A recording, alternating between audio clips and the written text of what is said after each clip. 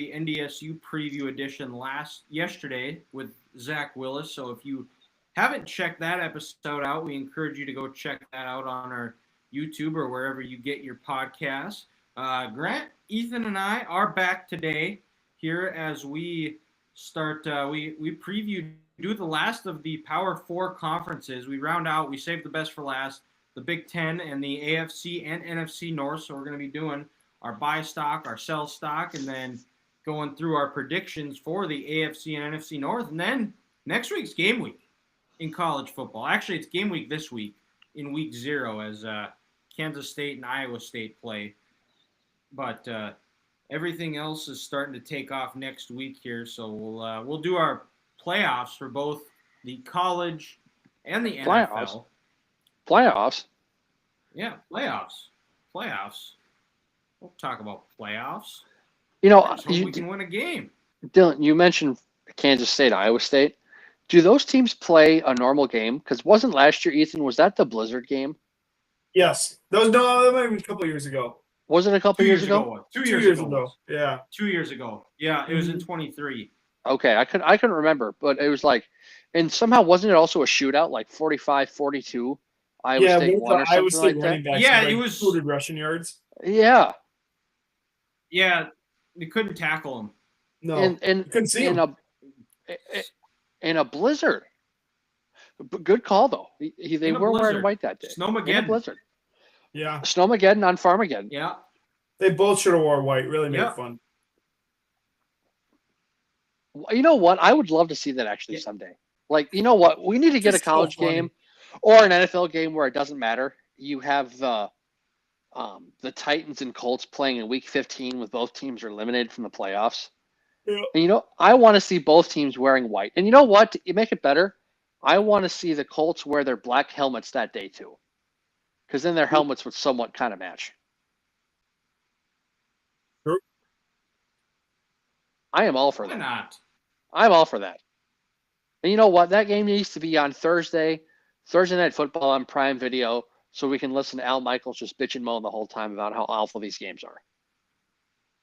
Al Michaels is old. He might not be able to see. How is he not dead yet? Like, seriously. Never know. He never eats vegetables. That's why. That's fair. Doesn't eat vegetables, and he probably drinks whiskey. He either drinks whiskey or a lot of red wine. So right up your alley, Ethan. Yeah. I'm sure we get along quite well. You think so? I think so. All right. Well, let's get into it. Who's going first tonight? Okay. Well, we'll start with the Big Ten here, and in traditional fashion, I have the helmets here. Yeah. I want to know what the story behind the helmets are, because there's always something with you. Well, I don't know what you're talking about. We don't know which helmets we have yet. I'm not saying it's a good or a bad thing. There's always a reason behind each helmet. Each week is different. Right. It's unique. That's what I'm saying. Okay. All right. Well, with the first pick is going to be this one's pretty easy. Ethan's favorite team, Vikings. He's going first, and he didn't even have to wait till like the Super Bowl last year to go first. What was that? Was that last year or 2 years ago where you didn't get the first pick for the entire season? Yeah, that was last year. Okay. The helmets just hated me. The second pick is going to be me, the Pittsburgh Steelers. Because we could say that. Or since the last time the Cowboys won a Super Bowl, I was wearing Steelers gear. And rounding out the show here. And the caboose. We got Grant and the Cincinnati Bengals, his second favorite NFL team. There's always something up your sleeve, asshole. Great defense out there. Which, if you ever want Grant, and there's been plenty of times that Grant has done this, but if you ever really want Grant to go on a tangent here, just bring up the Cincinnati Bengals, and he can go on. He just loves that team and fan base. I fucking hate Cincinnati. They put chili on top of spaghetti, and they put 2 pounds of mild cheddar on there. Where's your original food idea? Come up with something. Have a sandwich, a barbecue, maybe some pasta. No, we're just gonna put Hormel chili beans on top of spaghetti, and we're gonna call it a cuisine. Just scary. Get out of here with that nonsense. Do the Chiefs and Bengals, do they play this year? They don't. No. So if they play in the playoffs.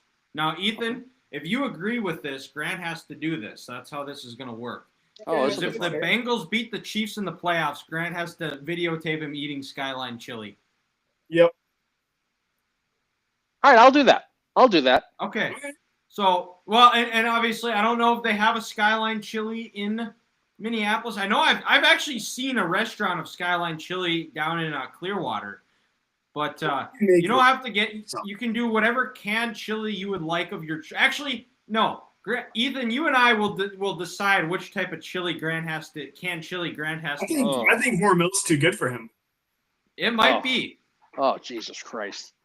It's definitely not going to be the Campbell's Chunky chili because that stuff is actually pretty good. Why not?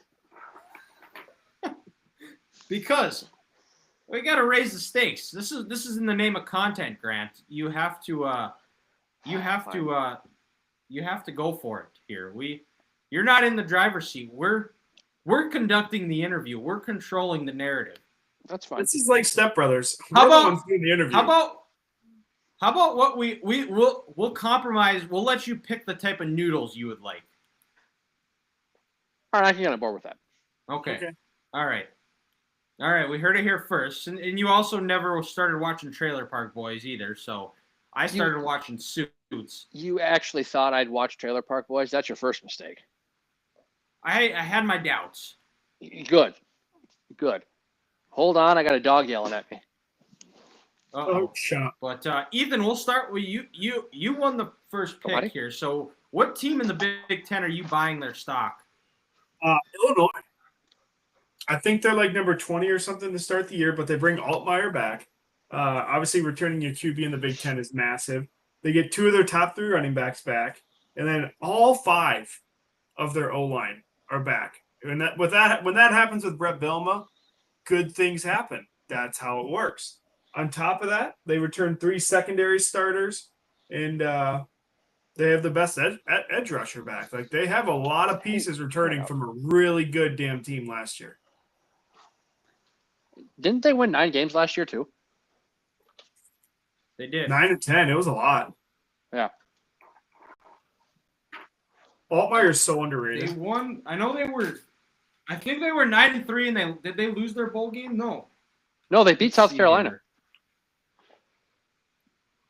Dylan, they beat South Carolina. They were 10-3 last year. Yes. Yep.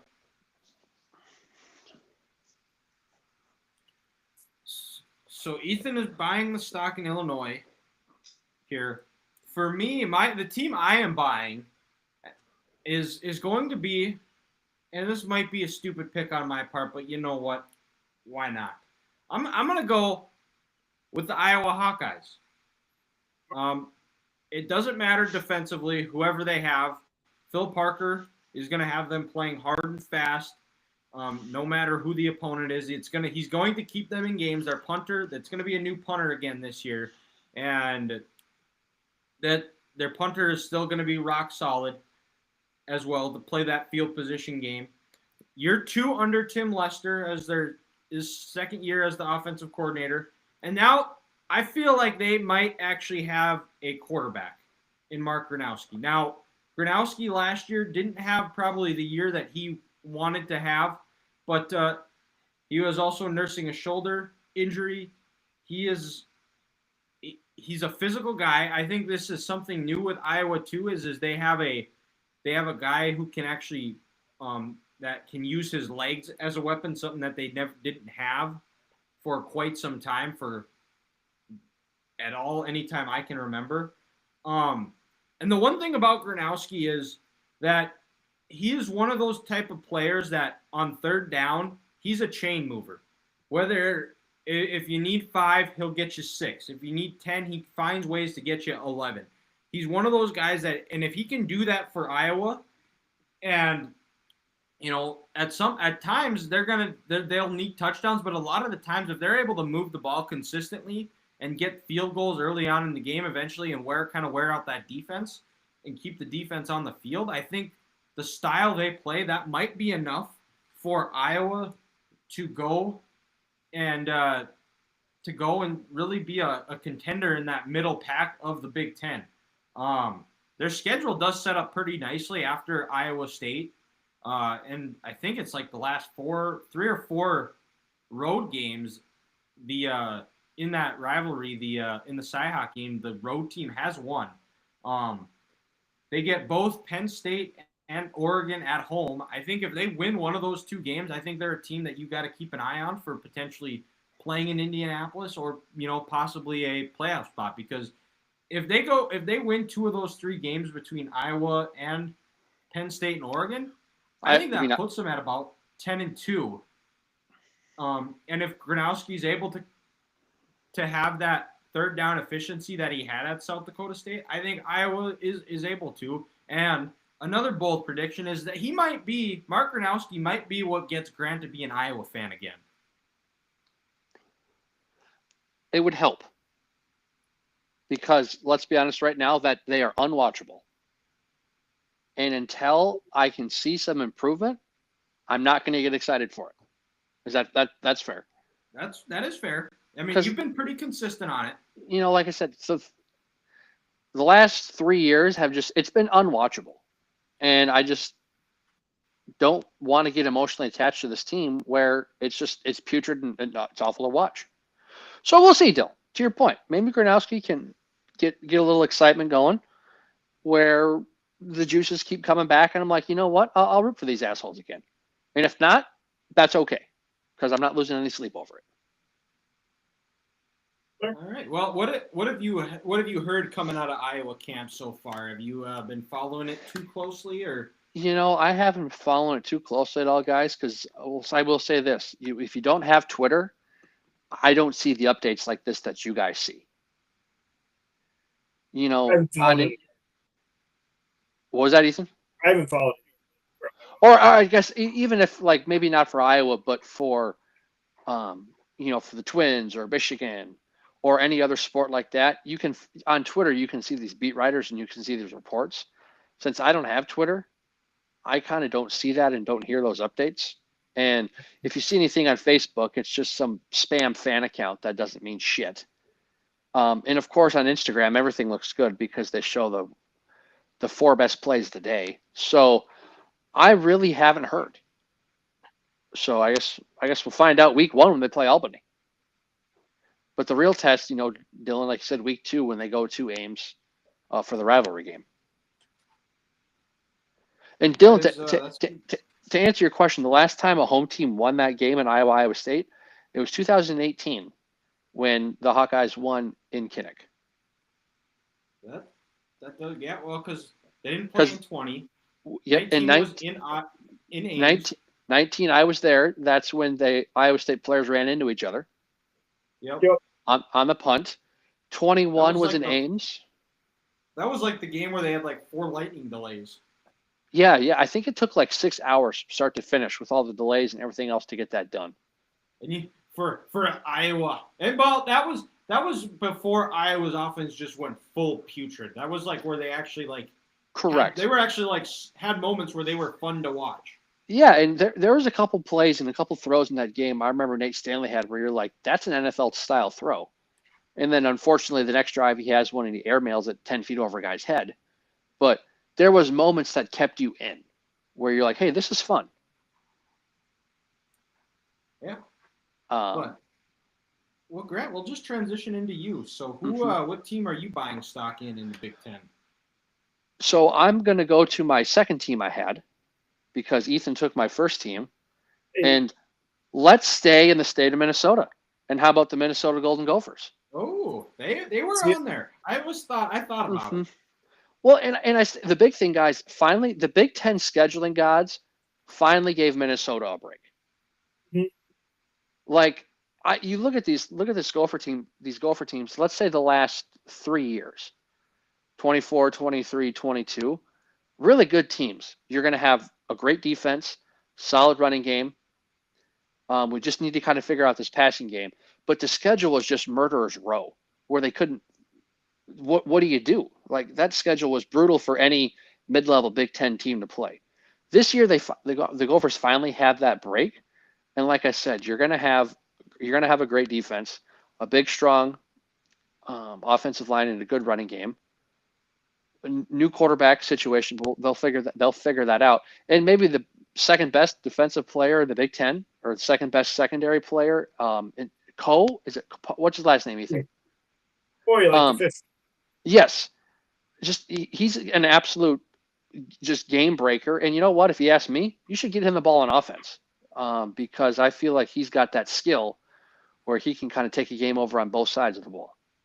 And the video where he had a 70-yard touchdown in practice. Yeah, absolutely. Yeah. He's going to be on both sides. He will. Yes, and he should, because like I said, he's the best player on the team. Mm-hmm. And when you have someone like that, you got to utilize that. And I just, the culture is set that PJ and his staff have. That, you know what, the Gophers are going to do what they do, but they're really good at it. Like I said, they're not going to beat themselves. For the most part, you're going to have to go out and earn every inch against them. And the way the schedule plays out this year, I think you could see them get back to that 9-win mark. That honestly, 10-win mark. If you had Brosmer, I would say Sharpie college football playoff. Like that. That's how much I like this team. Well, and it could be like that Indiana team from last year, where they just get hot and they're confident and they're feeling good, and before we know it, we're in mid-November and they're at 9 wins. Mm-hmm. Well, like really, the only two you could say like for sure losses are Oregon and Ohio State. Yeah, I would agree. They also that Cal game. Well, actually, who knows? Cal might not have a football team, but they are very, very high on Drake Lindsay too. I was listening to Justin Gard today, their Gophers sideline reporter. He was on Hot Mic, and he was talking about how, like, if you ask anybody in Arkansas, like, our Razorback fans are pissed that he's not playing there, because I guess he had to drive by the stadium in Fayetteville every day to get to his field. So his parents are some of the biggest donors to Arkansas. And by all accounts, it sounds like he was always at Max Brosmer's hip. So you can about imagine all the mental reps that he was able to take that I think is going to be able to get him ready. And they've got also one of the best running backs in the Big Ten in Darius Taylor that nobody talks about. Ethan, you and I have had these conversations of, like, depending on what they do with Coy Parrish, where, like, I'm not sure how. I know he's obviously going to play offense. Curious to see how much, where it's still not taking away from his defense. But even if they're able to utilize him for a couple of drives a game, and then where the defense has to account, and those skill guys that are underneath him or the receivers around him are able to freeze them up, and they're able to make plays. I mean, there's Minnesota. I think outside of those 2 losses, I think there's a fair argument that they could be 9-3, 10-2, that kind of sleeper playoff team. So you kind of hit the nail on the head there. He doesn't even have to get the ball on offense. He just has to be on the field, and he can make a play anywhere. You have to account for him. So, like, you're going to have 2 guys on him if he's a receiver. You're going to have a safety over the top because he can burn right by you. He is that quick. And even if you just throw him in the backfield as a running back, that changes everything too, because then if you throw him out there just on a quick little 5-yard out pattern, no linebacker in the Big Ten can cover him. Mm-hmm. And if you get him in space, he's too big for most corners. They're not going to want to tackle him either. So it's just, he could easily turn a 5-yard play into a 35-yard chunk play, just like that. Even with, you mentioned Lindsey, multiple times this offseason, he's working out with Justin Jefferson, J.J. McCarthy, Brosmer, Addison, Hawkinson. Like, that stuff matters. Like, being able to work with, like, the best of the best, like, that makes a huge, huge difference. Well, and I think it seems like Brosmer, he might be able to make the Vikings roster as their 3rd quarterback. He's not going to make it through waivers. He won't. Like, you're going to have to keep him on the roster, which is why I think they're starting to make moves now because they know they need to keep 3 of them. Or they keep 2 and they trade for 1. But there's going to be 3 QBs on that roster, and one of them will be Brosmer. Mm-hmm. But, all right, Grant, I guess we'll stay with you. Which team are you selling stock in here in the Big Ten? So I'm going to sell stock in one of the big dogs from last year. But when you lose 18 starters and you have a third starting quarterback in 3 years, I'm not as high as I was going into the year. The Oregon Ducks. Like I said, that's just too much turnover, there, guys. Like I said, 3 years in a row, new starting quarterback. And now this year, you finally have a starter who we don't know what he is. This isn't Bo Nix. This isn't Dylan Gabriel, guys who have played a lot of college football before. This is a transfer from UCLA. We're coming in. First time we're going to be playing a lot of football. We don't know what it's going to be like. And like I said, also just in general, 18 starters, and then look at some of the players that they've lost 2 years ago. Yes, on paper, this Oregon team is loaded, and with the NIL and everything else out there, they have a lot of talent. But now we're going to see if Dan Lanning and his coaching staff can develop and groom these young players. Stewart's out, I think, for a good chunk of the year, too. Their number 1 receiver. He's number 1 receiver, yes. Because he got suspended, didn't he? No, his knee.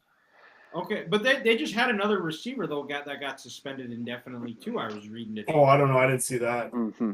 And like Grant said, there's a lot of production that needs to be replaced. A lot of production that needs to be replaced with Oregon.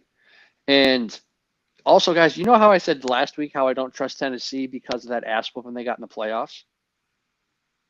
I have that same wondering with Oregon. Are they still going to feel slighted that they were the number 1 team and they had to play Ohio State? Are these new 18, 19 new starters going to come in and say, hey, you know what? We're at Oregon. We don't need to work hard. We got this thing in the bag. Just the arrogance of coming into a conference for your first year and winning the conference championship and going undefeated in the regular season, beating Penn State and beating Ohio State, going into Michigan and getting a win. Are they going to be able to erase that, delete last year's team and go hard this year? Because there's a difference between being the hunter and the hunted. And they're now the hunted team in the Big Ten. And also, you're going out to Penn State this year. You're going into Iowa. Different venues they're maybe not used to playing. And I want to see a lot of travel too. Like when you go from Eugene to Happy Valley, you have to leave, I'm guessing, on Thursday afternoon. If not Thursday morning. So it's a lot of mental toughness on these players too. And I just don't think Oregon's going to be the team that they were last year. I think maybe last year was their one opportunity, and they're going to take a slight dip this year. And the Gophers are going to beat them out there, but I'm really intrigued to see how we play there. Well, and the best part is they're going to be playing well for you, Ethan, since you will be there that night. I would hope so. I think that's inspired kind of ball. Yeah, they know I'm there. They're going to look up in the stands and see some guy in a maroon T-shirt with a Glacier National Park hat on, and they're going to be like, I'll wear my Gopher hat. Don't worry. That's and he's got a new shirt he can wear too. I do. Well, let me sneak on past you. Yeah, I figured you'd like that. It's pretty good. Hannah got a kick out of it. But all right, well, yeah, I definitely agree with that one, Grant. Mm-hmm. Well, you guys are probably not going to agree with the team I am selling my stock in, and that's going to be the Illinois Fighting Illini. Well fuck you.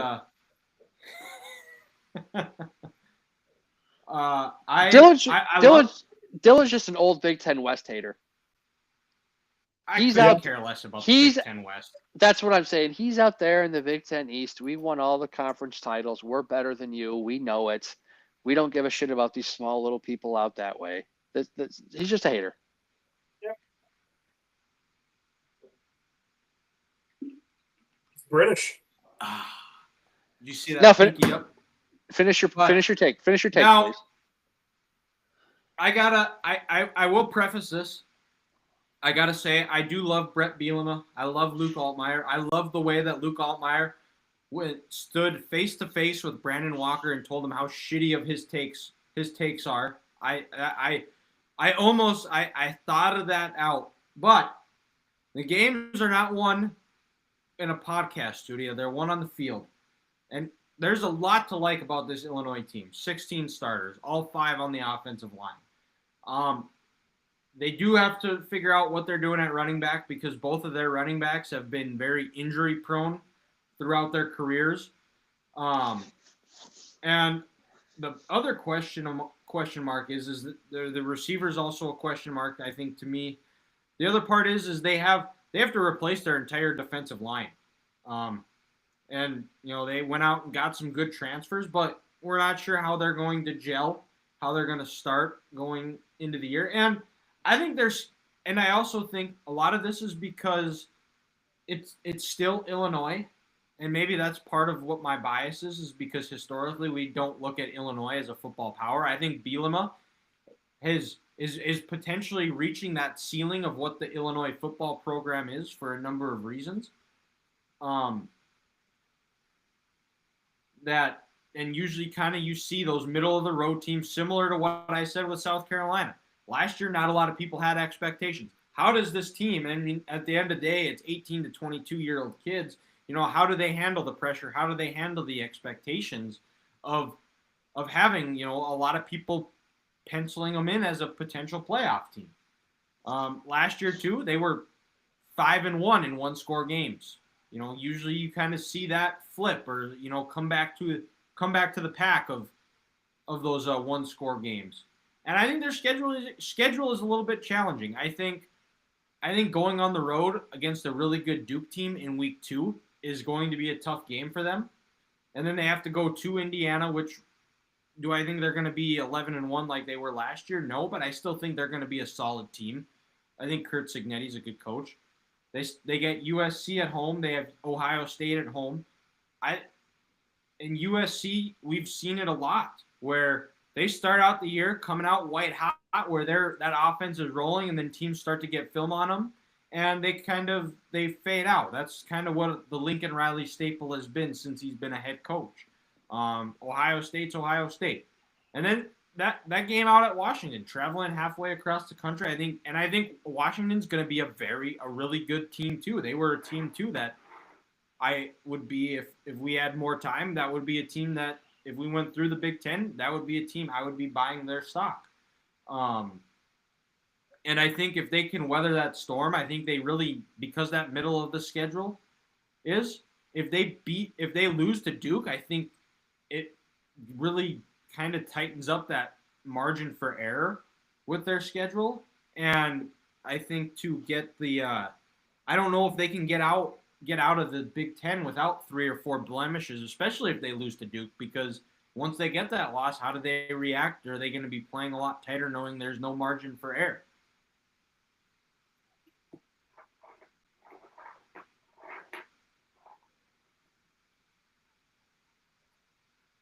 I like Illinois. That's what I'm saying. What's that? I like Illinois, so I'm not selling them. All right. I simply laid out the argument of why I potentially could be selling their stock. But Ethan, what team in the Big Ten are you selling their stock? I don't necessarily think anyone's saying they're going to be good, but it's a great opportunity to roast them. I'm going with the Wisconsin Badgers. Grant has that smirk on his face. Hey, let's go. Let's go. But one, I don't trust Billy Edwards. He wasn't that great at Maryland. He isn't that good of a quarterback. How that was their number one target out of the portal is beyond me. Their defense actually looks okay. But their schedule, my God, it's brutal. The Big Ten gods, dude. Go look at their schedule. You find me a surefire win on their schedule in the Big Ten. You don't find one. Like the closest thing would be Maryland. That's it. Dylan, just go to that 4-game stretch that starts with Iowa. Oh my God! Ohio. They got even before that. They got to go to Michigan, Iowa, Ohio State, at Oregon, Washington, at Indiana, Illinois, at Minnesota. Like it's horrible. like Ethan said, there's a good argument to be made. They might be 2-10. 2-10, yes. Yeah, because they play Alabama in the non-conference too. If they have to go to Alabama, they're not beating Bama in Tuscaloosa. Oh my God! Like if they go 2-10, 1-10, I mean 1-11, there's a chance to get rid of him. There's a chance they could start out 2-0 and then lose their next 10 games. Yeah, like actually. How funny is it that Luke Fickell, that arrogant prick, he should have stayed at Cincinnati, just owned the Big 12. Yeah. They can say, "Oh, we got a different OC." It doesn't matter. It doesn't matter. Yeah, but you know what? They don't have the players they used to have in that program. No, you don't. Just brutal. That's what the schedule's mostly why I'm not buying them in their quarterback. But man, they're just terrible. Like that. Yeah. We thought the Gophers had a tough schedule the years before this, but they never had that. No one has ever had this. No, this is that's an NFL schedule. That's this is a crucifixion. Yes, it is. This is a crucifixion. I want to know who did what to who at the Big Ten offices that was like, you know what, we're just gonna bend them over. It's bad enough they have to live in Wisconsin, that cheese wasteland, but then they got to watch mediocre football in college and the NFL. There's part of me that feels bad for the Packer fans, but then there's not. I can't.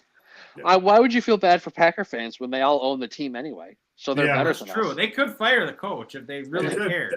The only thing I can think of is Jim Leonard is friends with the scheduling guy, and he just said, "Screw this team, just F them." Yeah, because he should be the head coach. Could happen. He should be the head coach. It's ridiculous that he's not.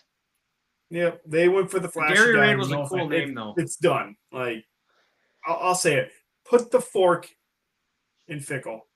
Oh, that kind of rhymes together. Oh, I like that. A little bit. Put the fork in Fickle. Fork the Fickle.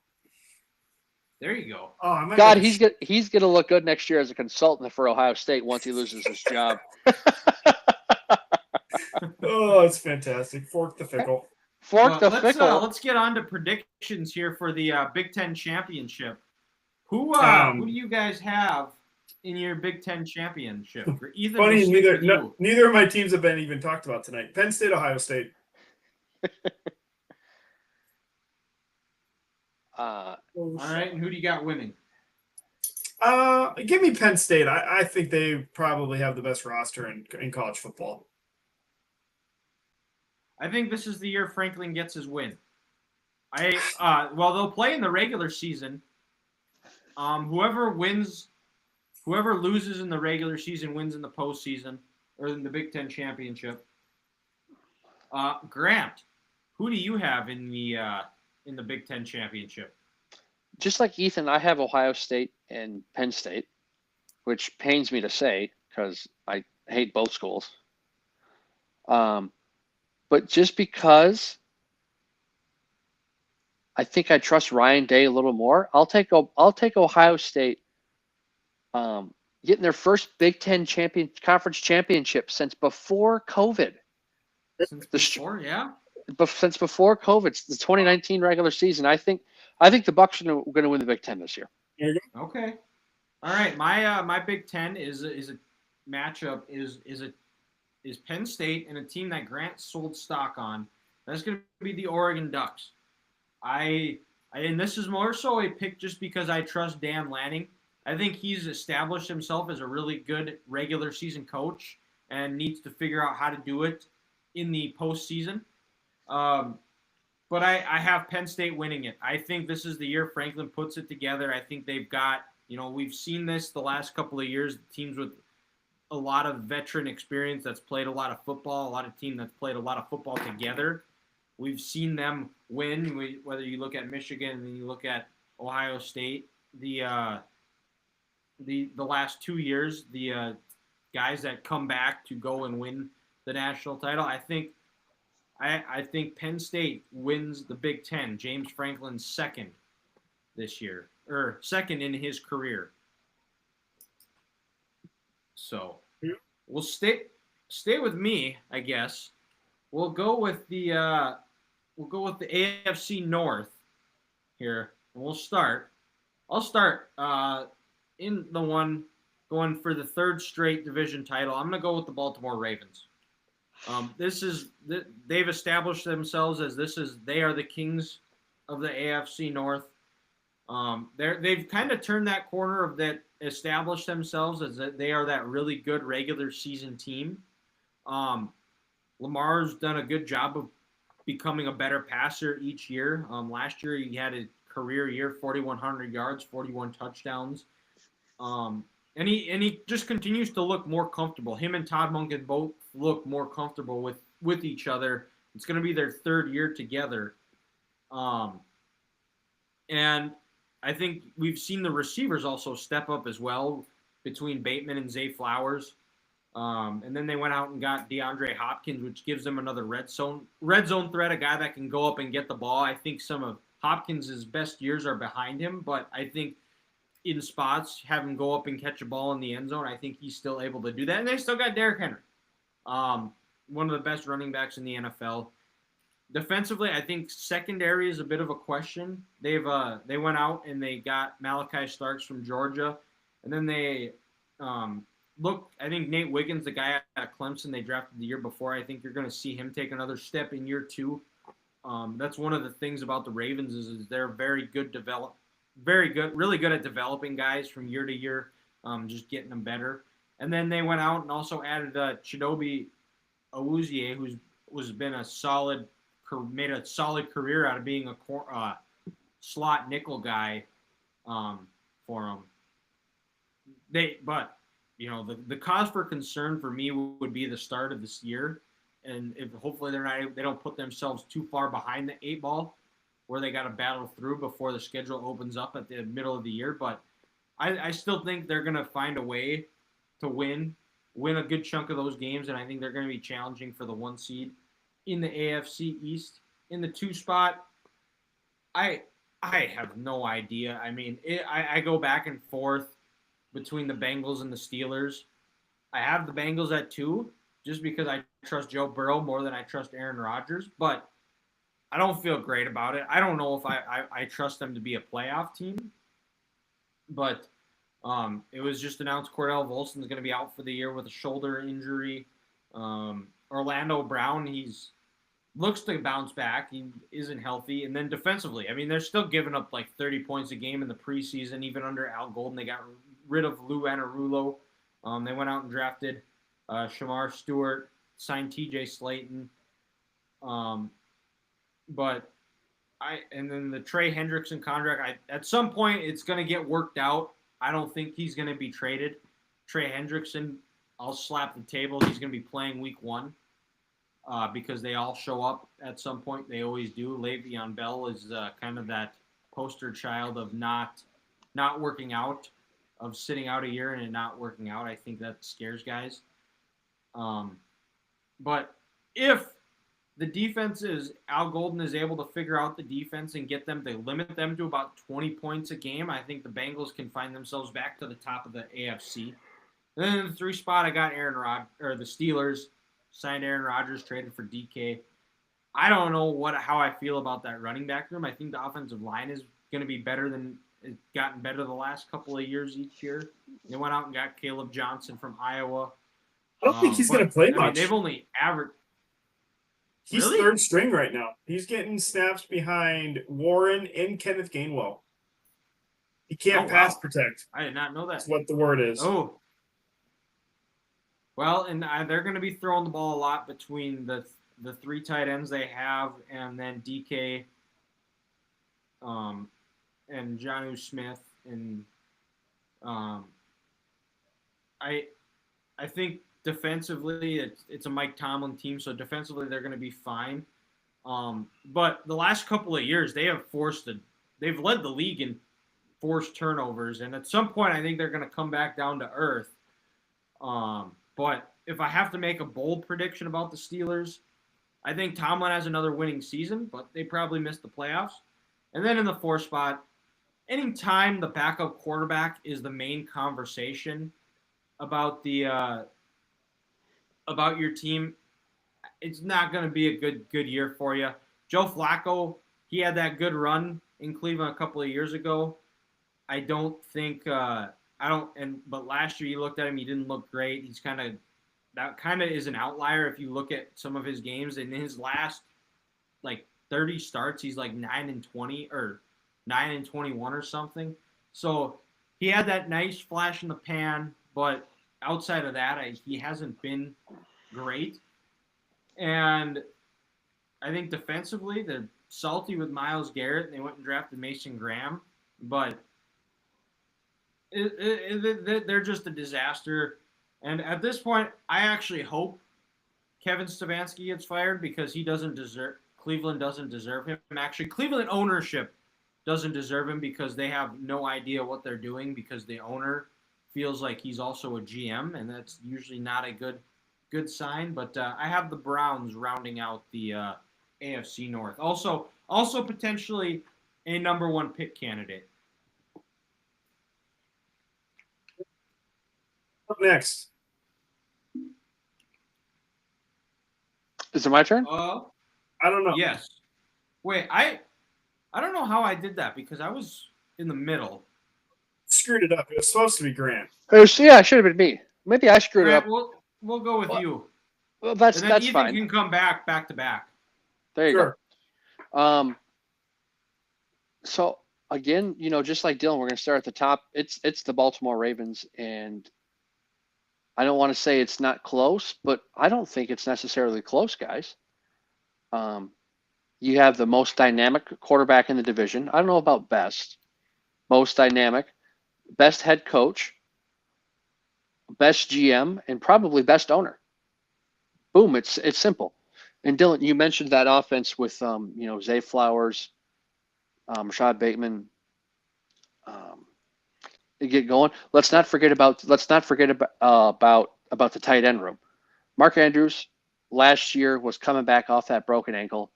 He kind of got coupled towards the end of the year. Unfortunately, he dropped that 2-point pass against the Bills. But Isaiah Likely took a huge step last year, and I anticipate him to take a bigger step going into this year, being year 4. I think a contract year, unless he got an extension. But if it's like he did.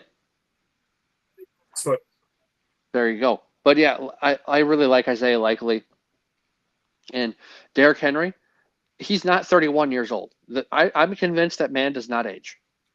1,900 yards last year with the relationship and the development with the relationship between Lamar Jackson and Monken. With that only growing, they're going to be able to keep developing this passing game. And Derrick Henry is going to be able to continue just being an absolute beast. A lot of, again, continuity on the offensive line. And the defense under Zach Orr got more comfortable as the year went on last year. Now coming into year 2, same terminology. No changes there. I think they're going to pick up where they left off. And Baltimore, they're going to be champs in the North again. Now, will it translate into postseason success? Let's stay tuned. But that doesn't matter now. Right now, the Ravens are going to win the division. And Dylan, I'm with you. 2 and 3, I don't know what to do. But I'm going to go with Mr. Winning Season. Even if he's going to be 10 and 7 again, I'm going to go with the Pittsburgh Steelers. Just because I trust that defense more than I trust Cincinnati's defense, because they'll actually be able to get some stops and slow some people down. And last year, when I look at Aaron Rodgers play, he was getting slowly better towards the end of the year. And I think he's got one more year in him, and I think he's going to kind of use this as like his quote last dance, where he's going to try to prove everyone that he can still play. And the Steelers are somehow going to end up in second place in this division again, just because their defense is better than Cincinnati's. But that brings me to Cincinnati. They're the 3, third in this division. When you don't have, and we lost Dylan, Ethan. You don't, yeah, it's weird. Oh, of all people to lose, we lose him. But not ideal. They have no defense. Cincinnati cannot stop anybody. They might score 31 points a game this year. They might give up 32. Yeah. And they have not invested in that offensive line at all. New offensive line coach this year, so they're changing up a whole new technique, whole new blocking scheme with how they did things. Is that going to translate? Is it going to work out? Is Orlando Brown or Mims going to get hurt on the outside there? Because there's some, their tackles are 6'6", 330, but I don't know if they can stay healthy. They can't move. I'm worried Joe Burrow is going to get beat up, and he's not going to last it throughout the year. And then also, even if Hendrickson does play, Dylan, like you said, week 1, is he working out? Is his body getting right? Is he in football shape? What happens when he pulls a groin or has a calf strain and he misses 4 weeks? That defensive roster in Cincinnati, and it's a mess. Joe Burrow can only cover up so much. And that offense can only. Are you saying that they need to get Marty T. Higgins to bring his broom because it's a mess? Yeah, absolutely what I'm saying. That's pretty good by me. And again, Cleveland up, bringing in the rear. They're Cleveland. They don't know what. Are you saying they're a brown spot in the division if they're bringing up the rear? Mm-hmm. They don't know what they don't know what they're doing. I think they're all in on either Arch or one of these young stud quarterbacks that are coming out after this year. Because if Joe Flacco at 40 is your option, you're done. You should just re-sign Jameis. At this point, why not? Because Jameis is going to bring some life into that team. And it would be entertaining. Giants already said they're not trading him. Mm-hmm.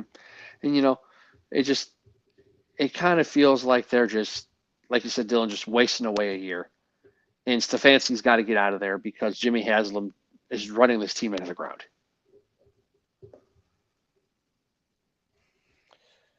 Yep.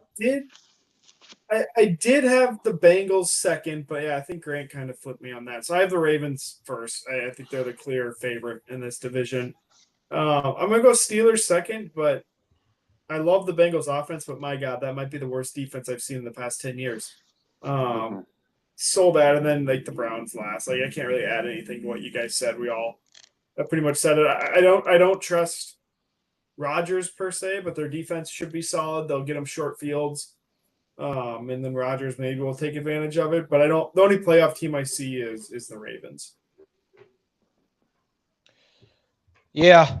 But Ethan, we'll stick with you. Let's go to your division here. Let's go with the. This is where it gets fun. So I do. After watching the practices with the Patriots, I think the Vikings are going to win this division. If McCarthy just plays okay, they have the best roster in the division. Their D-line is absolutely ferocious. Their quarterback play might not be great, but their D-line is going to create havoc. It's going to cause throws that they're going to have chances to pick off. Pair that with their offensive line, unbelievably good. They're going to control the clock. Mason and Jones are going to split carries. Then obviously you got JJ. They have the pieces to win. And I think it's pretty obvious they have the best roster in the division right now. I have the Lions second. Both of these teams are going to be making the playoffs. And this is where I hope my boss isn't listening because this is where it would go downhill and I might get fired. I have the Bears third. I do. I think their roster is better overall than the Packers. Better defense. Pretty damn good O-line now. I don't know if it's as good as the Packers, but it's good. And you got much better weapons. And you have – honestly, I think Caleb Williams is better under Ben Johnson than Jordan Love is. I think that he's going to show that this year. He's going to reach that potential.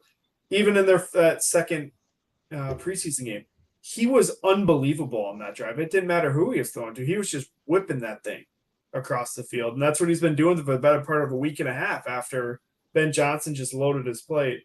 So I think the Bears are going to have a really good year. And then I think the Packers, they might be 8-9 or like right around 500, but they're going to be last, which is crazy to think that a 500 team could very well win a division, but it also could get you last in this one.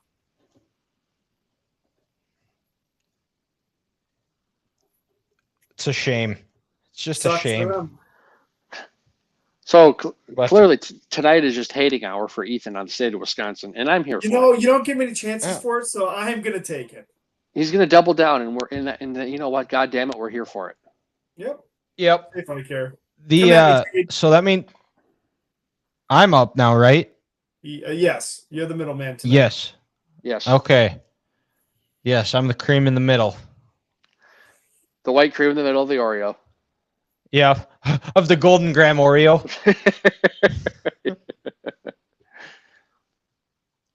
I'm with you, Ethan. I've been saying since last year, I think this is the Vikings' year. I think they win the division. Tremendous season last year, rough ending. I think they're putting the chips to the middle of the table as JJ takes over as QB. They went out. They gave him every reason not to succeed. Addressing the interior of the offensive line. Darisaw is going to be back. He's got some tremendous weapons in Justin Jefferson, Jordan Addison, TJ Hawkinson, Jalen Naylor. And I think a very underrated and slept on signing this year that I think is really going to take this Vikings offense to potentially the next level is, they went out and re-signed Aaron Jones, and then they went out and got Jordan Mason. And I think that second running back, I think if they're able to get some consistency, which Jordan Mason has proven to be that consistent second back, I think that's also going to be able to help Kevin O'Connell become a much better play caller, where they might be able to pull away from teams this year instead of having to sweat out every single game, where they're going to be up by 2 possessions with 8 minutes left, and they're going to be able to go on a drive for 6 or 7 minutes, get a field goal, go up 3 scores, put that game out of reach. I think that's been something missing from the Kevin O'Connell offense. I think Jordan Mason provides that. And like you said, Ethan, I mean, JJ McCarthy, he doesn't have to do much. Like, just get the team in the right play, make the right checks at the line. All of what he has done while he's been has familiarity with, because that's what he did at Michigan. And then defensively, I mean, they went out and addressed the interior of the offensive line or defensive line, going out and getting Javon Hargrave and Jonathan Allen. It's filthy. And then I also think Dallas Turner probably didn't have the year that I think a lot of Vikings fans expected. I think you're going to see him take a big jump in year 2. And then go in the secondary. I think re-signing Byron Murphy was huge for them, because you turn on a Minnesota Vikings game last year, every game it felt like at some point Byron Murphy was going to go make a big play. And I think having him back is going to be huge as well, especially in a Brian Flores defense. That's the other part too about going back to the offense is JJ McCarthy has been put through the ringer. I mean, Brian Flores is throwing basically everything he could at him. And I mean, he's had some rough moments, but everyone's going to have rough moments. That's why you practice. It's better to have those rough moments in practice so you're prepared for them in the game. Also, watch this interview with KOC today and tell me who isn't coming to Minnesota. Oh, what do you want to see? The local way to come back. Yeah? Yeah, I'd like those Golden Gloves and that Detroit Lakes gentleman. What is that smile? I would just say... I'm just saying my wish list. I would like... Listen, we're talking fast starts. You know me. I've said many times there's nothing stopping this team from going to the Super Bowl. I'd like a quick start. I think Adam Thielen coming home. I'm just... Your reaction to that. You're like the seething. This is the first I'm hearing of that idea. Oh, So what do you think of that idea? I like the idea. no, It makes a lot. Oh, that's a tease right there. Get him out of Carolina. Get him out of Carolina. It and get him makes back too much sense. It makes too much sense. That smile, you can't tell me he doesn't know what's happening. Well, he was fighting it hard there. Yeah. He was fighting it hard. Do you guys follow Thor Nystrom at all? I don't. I've heard of him. I believe he's actually good buddies with Ross Brendel, Is he? a recurring guest on the show. Yeah, I feel like they do a podcast together. He definitely has an inside, like, knows somebody on the inside. He's really good at this. And it said, I gotta find the tweet now. It was really interesting. But basically, like, after he was traded, Harrison Phillips, he tweeted, a different team asked about Harrison Phillips this afternoon in trade negotiations with the Vikings. They were told he'd already been traded to the Jets. Kwesi has been burning up the phone lines this past week. This is only the start of the trades. Buckle up. So, like, there's a lot happening right now. He obviously knew about that well before it was announced. So he's pretty tied in. Yeah. In the 2 spot, I've got the Lions. There was nobody that was more injury riddled. I think Aiden Hutchinson, if you go back and you look at his if you go look back at his stats, he was still leading or at the top of the lead of pass rushers or of the sacks in December, and he got hurt in week 4. The question is going to be Dan Campbell having to replace both of his coordinators, but I think with his culture and developing that culture of consistency, I think that's going to help. And I still think they need another pass rusher. They did go out and sign DJ Reader. But I think the biggest reason I have them as number 2 is their schedule is brutal. They got 9 road games. They got to go to Philly, Washington, Baltimore, Cincy, and the Rams. And I think that's going to be a tough gauntlet. But Dylan, do they also have to go to KC, or does KC go there? KC goes there. Oh, that's right. I For that think. 17th game. Yeah. So, yeah, that's why, especially as they break in the 2 new coordinators. And I think the other part is we've seen Jared Goff with offensive wizards in Sean McVay and Ben Johnson. How is he going to be without those 2 offensive wizards? Because we'd seen him with Jeff Fisher, and he wasn't great. And obviously, I think who Dan Campbell hired is going to be a lot better than what Jeff Fisher had on offense. And no disrespect to Jeff Fisher, because I love listening to any interview that he does, some of the perspective that he has. But towards the end of LA, it didn't quite work out. But in the 3 spot, I'm with you, Ethan. I got the Chicago Bears. I think Ben Johnson has put Caleb Williams. I think this is the first time that Caleb Williams has really been coached really hard and challenged rather than just having a cakewalk through. I think if you go back and you look at the OTAs, you look at where I think this is really the first adversity and somebody that's really challenged him and put him through that ringer to get through it. I think there's a lot of Caleb showed some good things, and I think the big thing with Ben Johnson that he needs to get Caleb to do is to operate more within the confines of the offense. There's way too many times where he tries to make the perfect play rather than taking the easy play and taking that first read when it's open.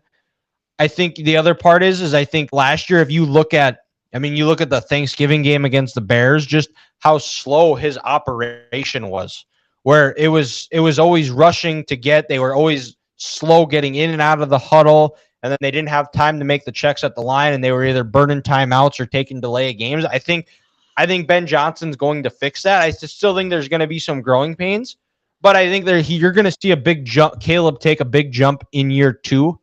And I also think the upgrades on the offensive line with Joe Thuney, Jonah Jackson, and Drew Dahlman, I think are also going to be huge.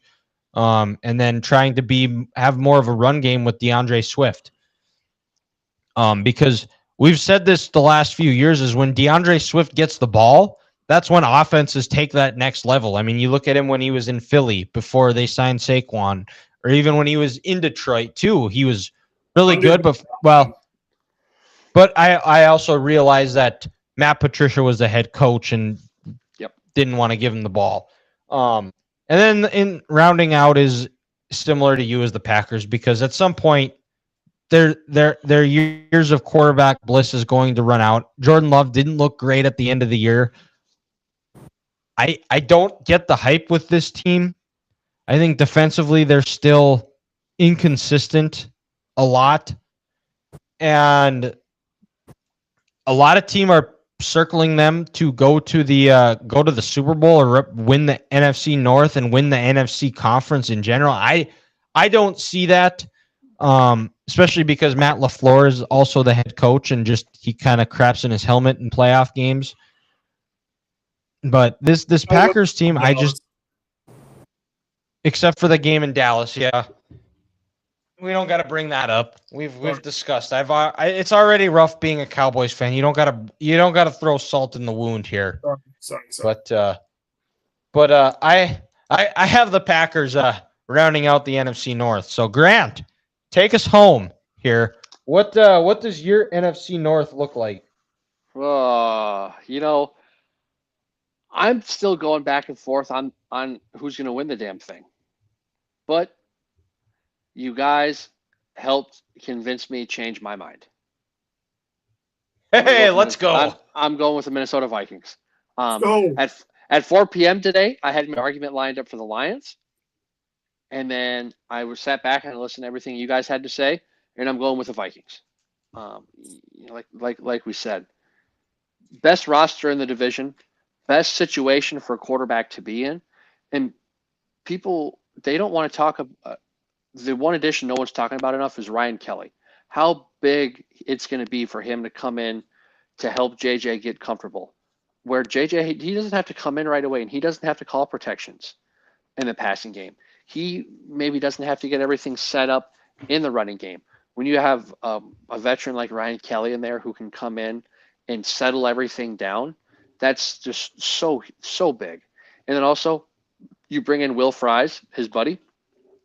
So guess what? 2 of your 3 interior pieces, you don't have to worry about them trying to learn the way each other play, learn how they communicate, everything else, because they've done it these last couple of years. And then, maybe this probably the second best set of tackles in the NFL behind that duo in Philadelphia with Brian O'Neill, and when Darisaw comes back healthy. What a luxury to have.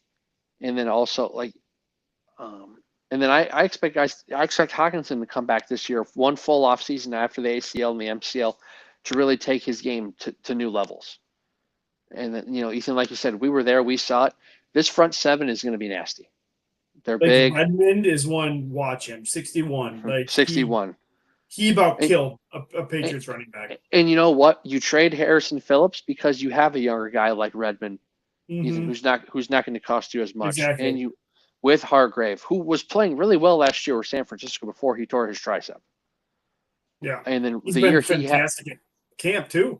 The year he had when Philadelphia went to the Super Bowl the first time, he was unblockable that year. He was the best defensive player for the Eagles that year. Jonathan Allen is just Mr. Consistency. And then, Dylan brought up Dallas Turner didn't have the year he thought he was going to have. Well, you know what? With Andrew Van Ginkel and Jonathan Grenard, it's hard to get on the field. Mm-hmm. You're also 21 years old, and you're learning how to play defensive lineman. That's a tough transition itself. And when you have 2 Pro Bowlers in front of you, it's hard to get on the field. But I think Flores is going to implement him more on this, like in kind of a quote, maybe a NASCAR package when you're rushing the passer this year. And then, I really like Pace and I like Cashman. These linebackers are set. Ethan, you're right. Yeah, the secondary, there maybe is some questions there. But when you can get to the quarterback within 2 seconds, like the Vikings can, and also the blitz package that Flores has, you're 3 in this system. They're going to only continue to grow. You give Josh Metellus the extension to start the year, so he's comfortable. He's the leader on this defense. Oh, and also Harrison Smith is still pretty good. Yep. He hasn't been in practice for a while due to an illness, which is for 11 days. That's interesting. Yeah, no one said a word about it. He got mono? I don't know. He been smooching some women. He's been making out. He pulled the Fred Smoot and started making out with someone at the Omni Hotel. I did just get notifications, not Vikings related, but from ESPN. Andy Reid was unharmed when a bullet penetrated the glass of his office while he was working in 2024. Someone tried to kill. Jesus Christ! God damn! What the hell? Apparently, it was just that kind of. Why they trying to kill Andy Reid? But apparently, it was just that kind of year last year in Kansas. How is that just getting out now? I know. That is crazy. And why would you want to kill Andy Reid? What has he done wrong? Guess I don't know. It was probably a Bengals fan. Probably. That's probably gonna get us in a lot of trouble for saying that. But damn you, it was a joke. Cincinnati. I don't actually think Bengals fans tried to shoot him. But I'm with you guys again. Second place, I like the Detroit Lions. This roster is still really good. They need to be healthy. There's a lot of good pieces to like. Still one of the better offensive lines in the NFL. Losing Frank Ragnow is going to hurt. And that might be the difference, guys, between the Vikings and the Lions this year. The Vikings have a piece in the middle. The Lions are bringing in someone new who you don't know if you can trust him or not. And then also, I do worry about the Lions' offensive production taking a dip now without Ben Johnson. And also, because that creativity and just the energy that he brought each week is not there anymore. They brought in a guy from Denver. I don't know if he was the tight ends coach or anything like that. So surprise, surprise, someone else with Sean Payton ties that Dan Campbell hired. Yep. But Sean Payton is also calling plays in Denver. I think this is the first time this guy's ever going to be calling plays in his career. There's going to be some getting used to with that, building that rapport with Goff. And also, can Jamison Williams and Reynolds be that consistent too throughout the whole year? Amon-Ra is Amon-Ra. He's going to do his thing. So I think there's going to be a couple things where Detroit, they have to work through to start the year. And, 2 games in the year, beginning of the year, that's what catches up to you in December, which is why I still think the Lions are going to come in second place. And also, this defense you lose Aaron Glenn, a lot of people coming back from injury. Is Aiden Hutchinson going to feel himself after breaking your tibia? I know he's been great in training camp, but when the bullets are live and you got people coming at your knees consistently, you wonder about that. So, again, I think it's just going to take Aiden some time to get comfortable and get going. The Lions are going to still make the playoffs, but they're going to be the second seed in this division.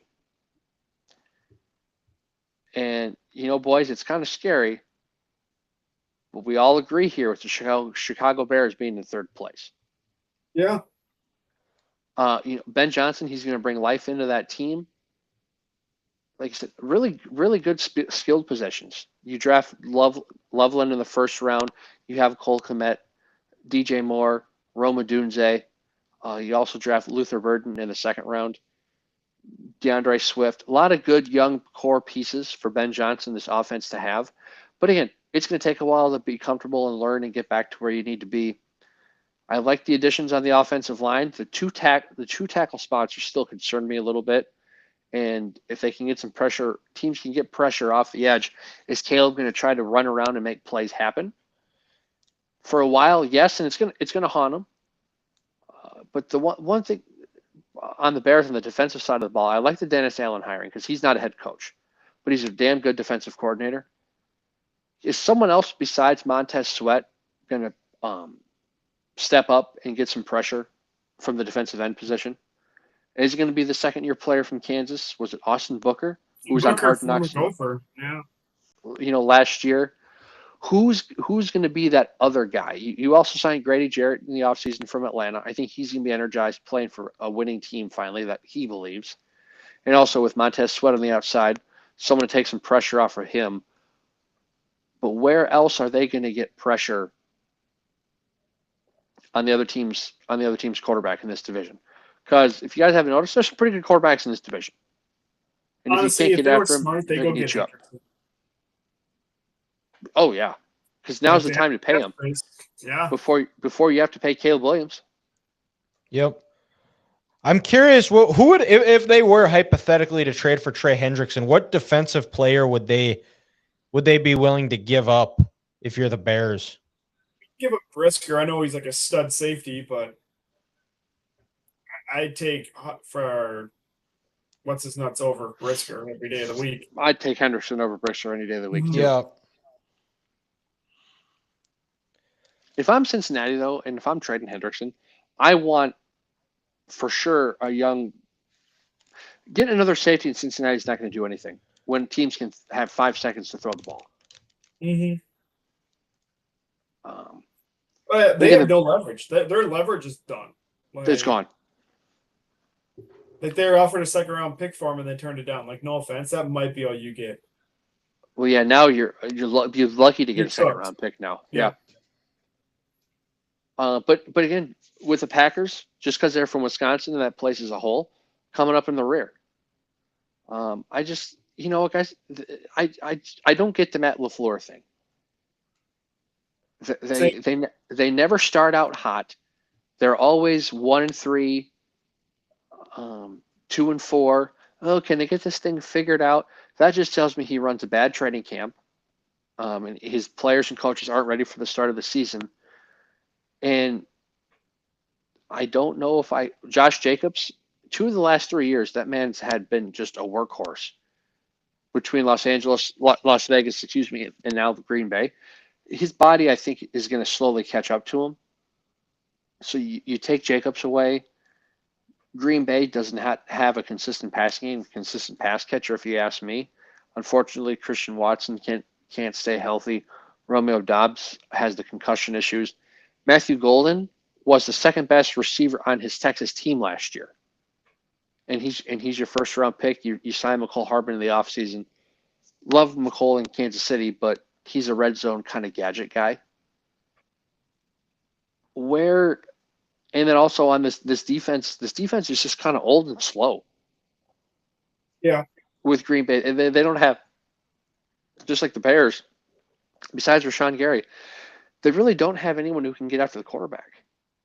And they haven't made additions to get that. So I just kind of see a team who's just kind of flatlining, where there's not much energy, and I don't think they listen to their head coach.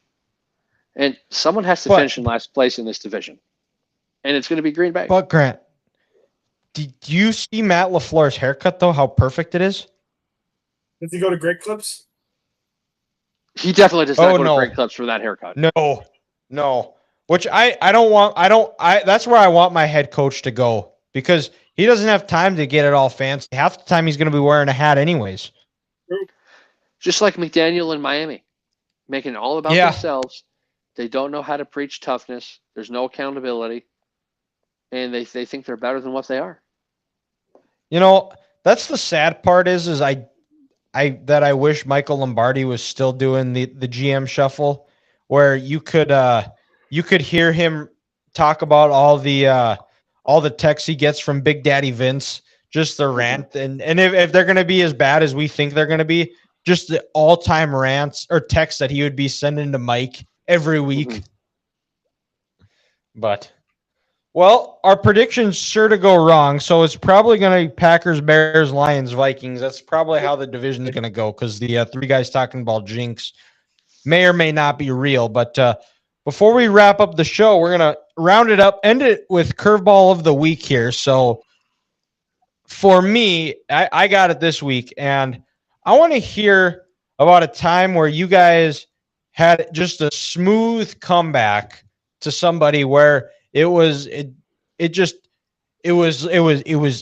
somebody asked you a question or said something to you and you clapped back, and it was without like thought. You just went after them, or not even you went after them. It could have just been something funny that you said to them here. So I'll start. This was a few weeks ago, and I was my boss and I, we were delivering out in Medora, and it was one of those hotter days, and we had to go up a hill, and I just gotten up, and he was up on the dock, and I was sweating at a pretty good clip, and my boss looks at me and goes, "Why are you so sweaty?" And I just go, "I was watching Cops." Nice. God, I have no idea. And he just starts laughing. He's like, "Man, that was fast. I'm impressed that you thought of that so good, so quickly." I was like, there's part of me that I've been waiting for that. Somebody asked me why I was so sweaty, for me to say I was watching Cops. No, I was watching Cops. So, Dylan, I have one. I didn't say the comeback. My dad actually said the comeback to me, and he left me just appalled. Okay. I'm here for a good Daryl comeback. So I was just kind of being snarky and being silly, and I looked at my dad and I said, "Hey, Dad, I heard a rumor. When you pee, you actually have to pee sitting down." And without skipping a beat, it's almost like he knew the question I was going to ask him, and he looks at me and he goes, "Yeah, Grant, well, the water's pretty cold." Oh, Daryl off the top rope. Oh, no. Oh, I was just, I was left speechless. I was just like, okay, well, you know what? That's a great problem to have. You and your big dick energy shot me down. So have a nice day, Dad. All right. My dad's talking about how big his baby maker is. I'm gonna go go hang myself. I'm gonna move on from the day. Gosh, I don't know. I usually come up with stuff fast, and it's usually very mean, but I cannot think of anything. Like what you told Jen on Saturday. That was good. That was Okay, funny. Is it podcast safe, or are you able to share? It's fine. I gotta find the text message. I gotta go to Grant's text here. Mm-hmm. It was pretty good. So I asked. We had my birthday party. We went bowling, and so Grant was coming from work. So I didn't ask him if he wanted to ride with us, but like since Jen and Jeff live like 5 minutes from us, I was like, "Do you guys want to carpool? Because we're going down to Lakeville. It's easier." And Jenna goes back, "Hi, we can pick you guys up if you want." And then I texted her back, I was like, "Only if Jeff drives. I don't want to ride with a woman for obvious reasons." She didn't like that. Oh, that is a good one. Yeah, that is a good one. Thanks, Grant, for catching that. That was a good one. Yes, you're welcome. That wraps up this week's episode. Next week we're going to be back with our playoff predictions for the NFL and college football. We're also going to be giving our game of the week for week. I think it's still considered week 1 because it's week 0. I don't know, but nonetheless, we're going to be giving out our game of the week, things to look for in the week 1 of college football. It's going to be an exciting time. Things are about to get gross. We're about to sit on our couch for the next 3 months for 12 hours, watch football for twice a weekend, and there's nothing wrong with that. So I can't wait. Thank you to everybody who has tuned in. We'll talk to you next week.